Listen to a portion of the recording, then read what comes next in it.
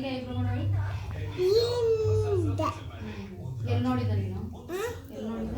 ಅಲ್ಲಿ ಅಲ್ಲಿ ತೋರಿಸಿ ಹೆಂಗ್ ಮಾಡ್ತಿದ್ರು ಆಂಟಿ? ನಿನ್ನ ನನಗೆ ಯಾವ ಥರ ಐಬ್ರೋ ಮಾಡ್ತಿದ್ದವರು? ಹೆಂಗೆ ಮಾಡ್ತಿದ್ದ ಐಬ್ರೋ? ಇದು ಮಾಡ್ತಿದ್ದು ಹೌದಾ?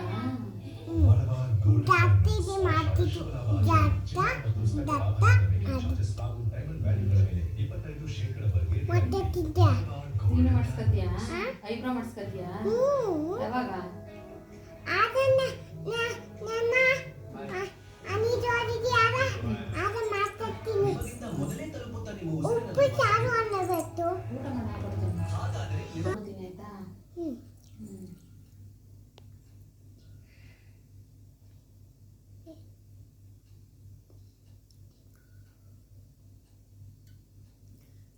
ನಾವು ಓನರತ್ತಿ ಮನೆಯದ ಓನರತ್ತಿನ